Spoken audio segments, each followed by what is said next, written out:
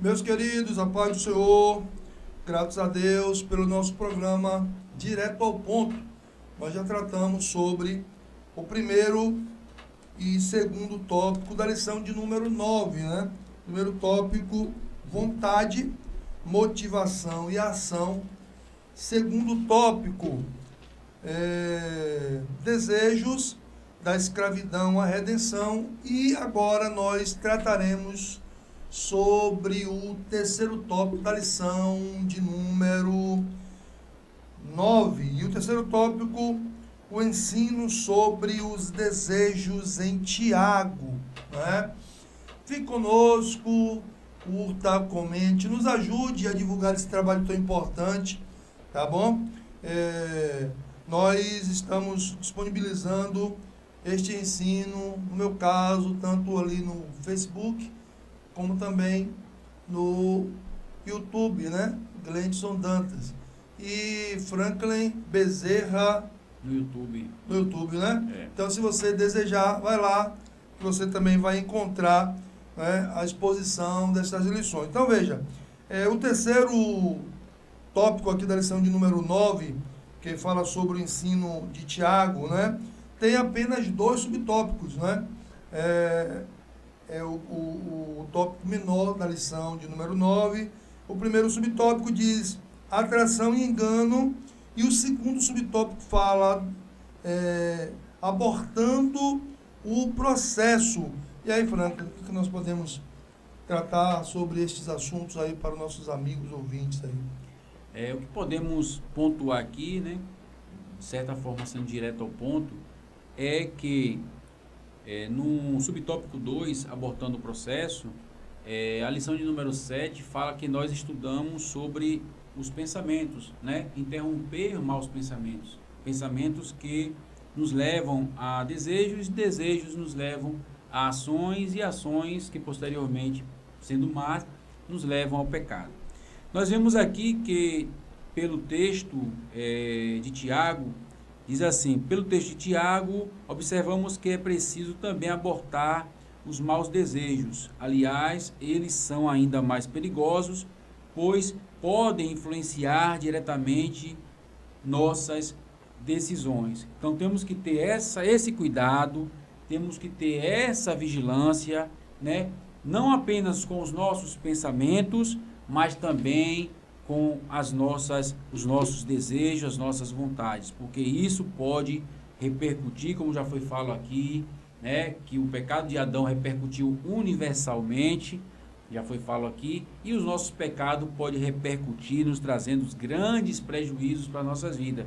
Então, o que eu recomendo aqui é o que nos diz a lição: não nos esqueçamos, contudo, de fazer a nossa parte. Né? E qual é a nossa parte? A nossa parte é vigilância, a nossa parte é oração, a nossa parte é submissão ao Espírito Santo de Deus. Importante, Franco.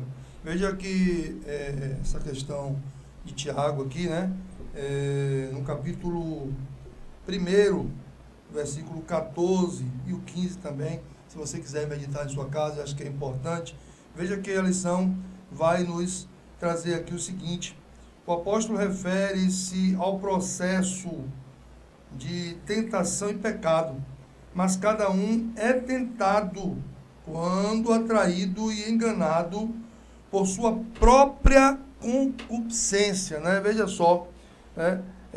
Concupiscência é um substantivo feminino que trata de desejo, de vontade, tanto sexual como de questões materiais. Concupiscência são desejos, vontades, não é? Que muitas das vezes nos leva a cometer pecado, não é?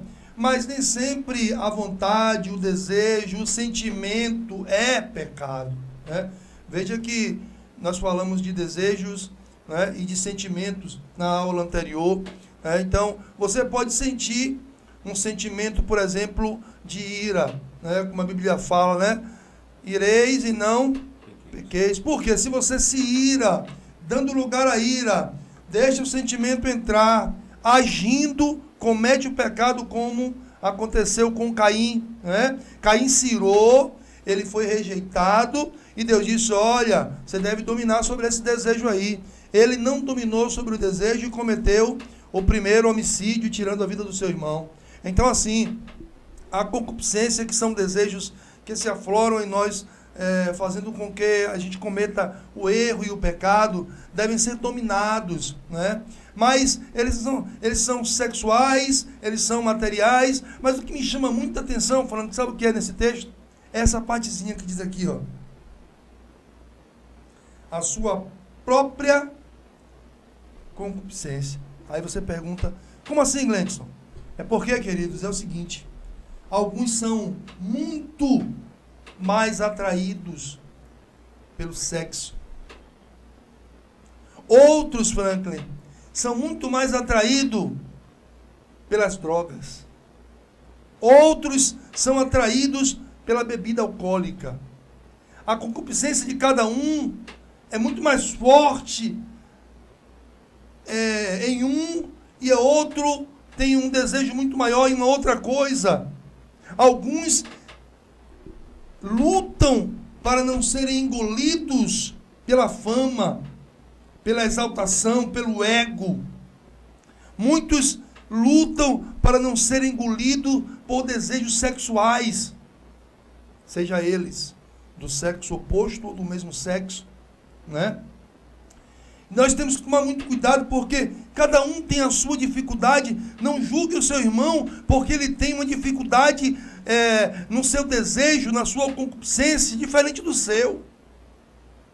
Tem pessoas que podem tomar uma dose de vinho e não mais nem lembrar dessa dose e não ter desejo algum de tomar um pouco mais. Como Paulo disse a Timóteo, toma um pouco de vinho por causa do problema estomacal que você tem, não é? Paulo bem sabia que ele não era tomado ao vinho, ele não era tomado da bebida. Eu tenho certeza que se Timóteo tivesse uma dificuldade com bebidas alcoólicas, Paulo jamais orientaria ele a tomar um pouco de vinho, porque isso iria instigar o seu desejo. Isso iria dificultar a sua vida e ele teria uma dificuldade muito grande. Os alcoólicos anônimos, né? Não sei se acho que o termo é esse. Eles se reúnem, conversam, não é? Compartilham ali, não é? Das suas dificuldades, né? Cada um tem a sua dificuldade, cada um conta ali o seu problema pessoal. Então, cada um é atraído pela sua própria concupiscência. Mas tem outros que, quando com um pouco de dinheiro em mãos, acabou, não é? Eu conheço pessoas que não podem receber o seu salário, que quando recebe o seu salário, misericórdia, esquecem de Deus. Querem usar o dinheiro para o mal, para a bebida, para as drogas, para a prostituição. Tem outros que não.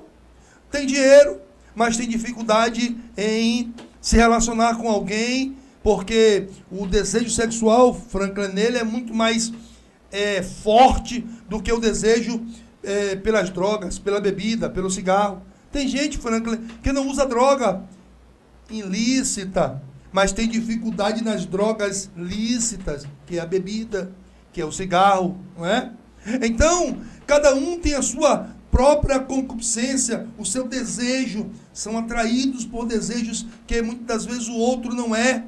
Então não julgue o seu irmão por causa do seu desejo, ore por ele. E você que sente este mal aflorando em você, lute contra ele. Fale com Deus, Deus, qual o meu ponto mais difícil de lutar?